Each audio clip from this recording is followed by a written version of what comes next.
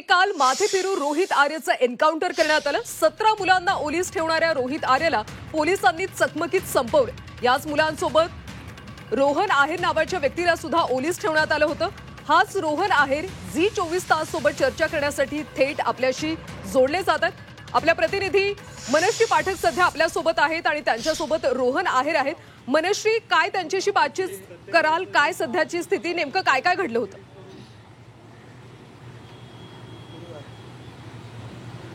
खरं तर कालच्या संपूर्ण प्रकरणात पोलिसांनी जितकी महत्त्वाची भूमिका बजावलेली आहे तितकीच किंबहुना काकणभर जास्त त्याहीपेक्षा महत्त्वाची भूमिका ज्यांनी बजावलेली आहे। खऱ्या अर्थाने या 17-18 मुलांसाठी जे हिरो ठरलेले आहेत ते सध्या आपल्या सोबत आहेत। रोहन आर्य, मला सांगा की यापूर्वी सुद्धा तुम्ही रोहित आर्य यांच्यासोबत काम केलेलं होतं।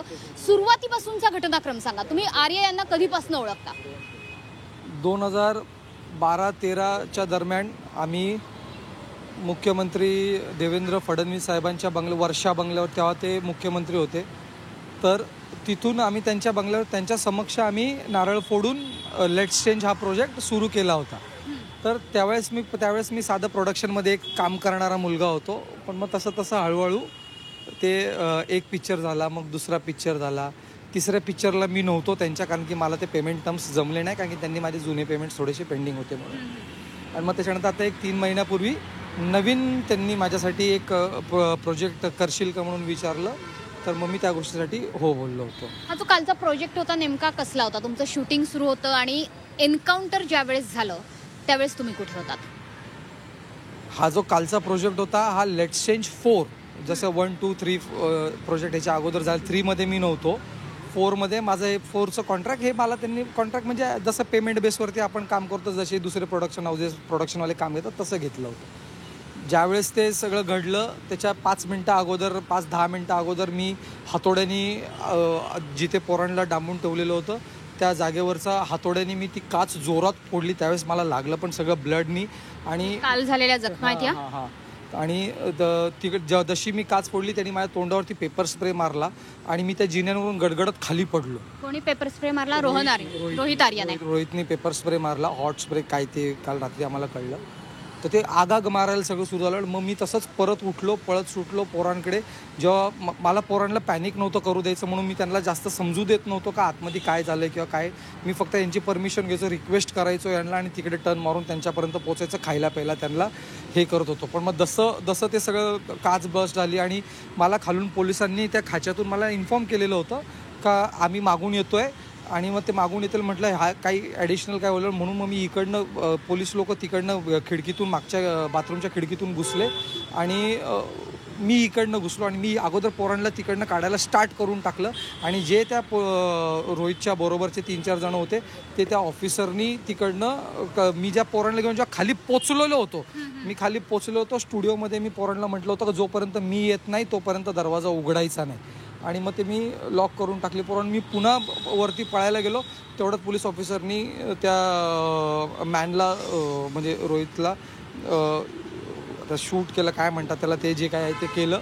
आणि एक मुलगी उरलेली होती, बाकी मग ते सर ज्यांनी हे केलं तर ते सर बाकीच्या 2 पोरांना घेऊन आले आणि एक पोरगी माझ्या खांद्यावरच होती, तर ती पोरगी घेऊन मी पटकन त्या छोट्याशा गॅपमधून आम्ही तिला हे केलं। आणि मग ते सर जसे खाली आले तसं मी हातोडा घेतला आणि ग्रिल तोडायला सुरू केलं। ग्रिल तोडलं आणि मग सगळे पॅरेंट्सला म्हणजे सगळ्या लहान लहान पोरांना मी बाहेर काढलं। ज्यावेळेस हा संपूर्ण प्रकार घडत होता साधारणतः किती तास हे सगळं थरार नाट्य सुरू होतं? आणि सगळ्यात महत्त्वाचं, ज्या पद्धतीने माहिती पुढे येते की या 17-18 लहान मुलांसोबत केवळ 2 ज्येष्ठ, म्हणजे एक तर ज्येष्ठ नागरिक होते आजी आणि दुसरे तुम्ही होतात, त्याच्यामुळे तुमच्या खांद्यावर सगळ्यात महत्त्वाची जबाबदारी होती किंवा पोलिसांची भिस्त सुद्धा तुमच्यावर होती।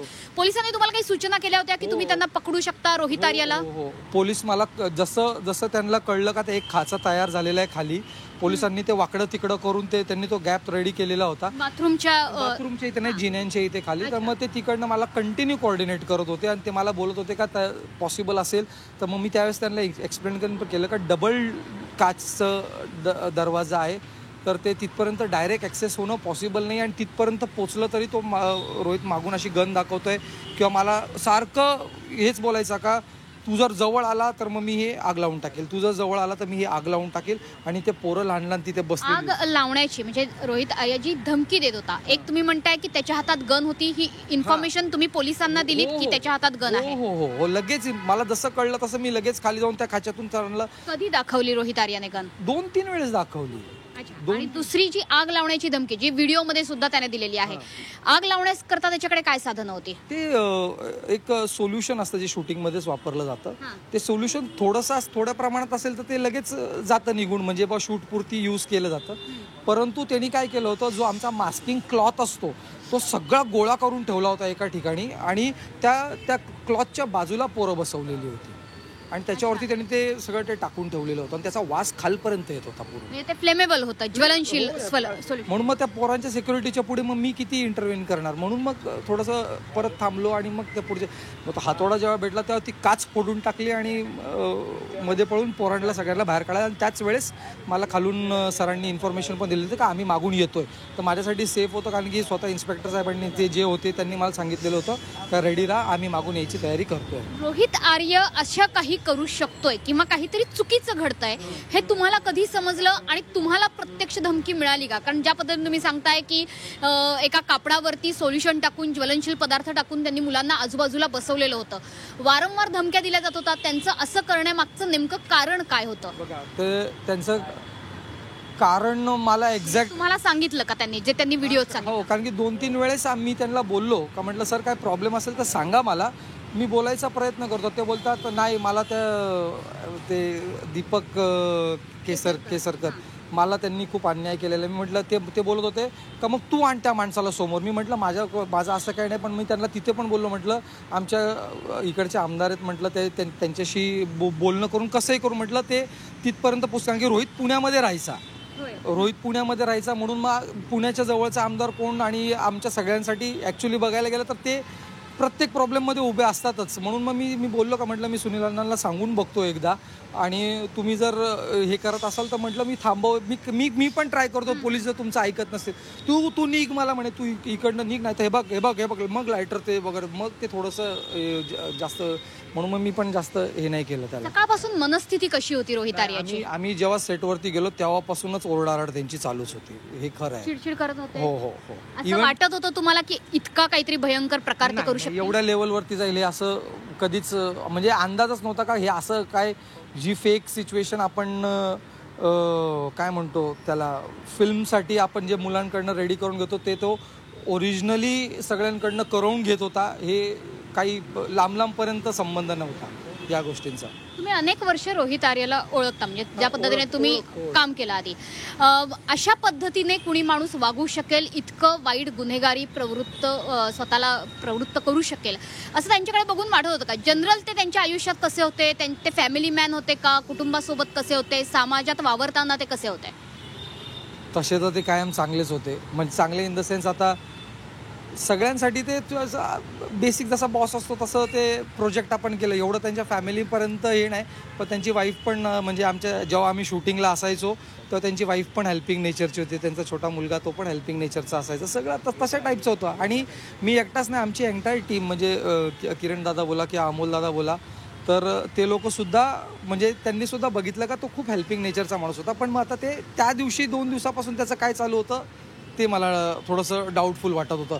आणि मी पॅरेंट्सला त्यावेळेससुद्धा बोललेलो होतो का आपण आहे ना, कारण की अशा टाईपचं नाही होत जनरली, तर आपण थोडंसं सतर्क पण राहूया, म्हणजे आणि काळजी पण घेऊन ठेवूया असं. पॅरेंट्सना या गोष्टीची कल्पना, म्हणजे यापूर्वी सुद्धा अनेक पालकांनी त्यांच्यासोबत मुलांनी काम केलेलं असेल, तुम्हाला अशा पद्धतीची कल्पना आली का? आणि सगळ्यात महत्त्वाचा प्रश्न जो सगळ्या महाराष्ट्राला पडलेला आहे, कारण ज्या प्रकरणामध्ये रोहित आर्याची मागणी होती तो प्रकल्प सुद्धा लहान मुलांशीच जोडला गेलेला होता.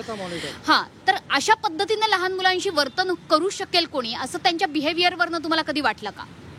ॲक्च्युली खरं सांगायचं तर तसं खरंच वाटलं नाही, पण हे सगळं नव्हतं घडायला पाहिजे, हे सगळं बिलकुल घडायला नव्हतं पाहिजे.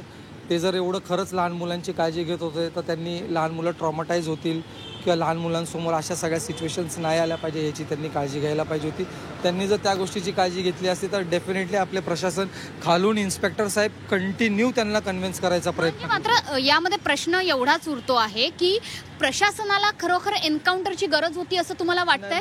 मी नाही ते सांगू शकत, परंतु ज्यावेळेस पोलीस इंटरव्ह्यू केलेलं होतं किंवा काय त्यांच्या हातामध्ये गण होती आणि तो दांडा बिंडा, पण ते सगळं खूप जास्त केऑस होतं. म्हणून मग मी ते पण या सगळ्यामध्ये तुम्ही हिरो ठरलेला आहात. तुम्ही अनेकांचे खरं तर लहान मुलांचे तुम्ही जीव वाचवलेले आहेत. तुम्ही पालकांना इथून पुढे काय संदेश द्याल? कारण अशा प्रकारच्या ऑडिशन्स वेळी पालकांच्या मनात आता भीती निर्माण होईल. मी या शेड्यूलच्या टायमाला पण अगोदर किरण दादा असतील आमचे किंवा सुनील दादा असतील नांदेडवाले, मी या सगळ्या पॅरेंट्सला त्यावेळेस सुद्धा सांगितलेलं होतं, समजवायचो का कसं राहायला पाहिजे कसं नाही. पॅरेंट्सनी फक्त एकच लक्षात घ्या का नावं मोठी मोठी असली तर त्याच्यामागे बळी पडू नका, फक्त लक्ष द्या, कारण की आपल्या पोरांची काळजी आपल्यालाच घ्यावं लागते.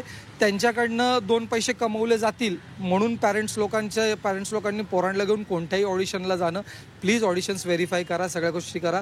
जी चुकी इथे घडली गेली ती परत होता कामा नये, दुसरं काही नाही बोलू. कारण की हे सगळी मुलं त्यांनी रोहितनी स्वतःच करून आणलेली होती.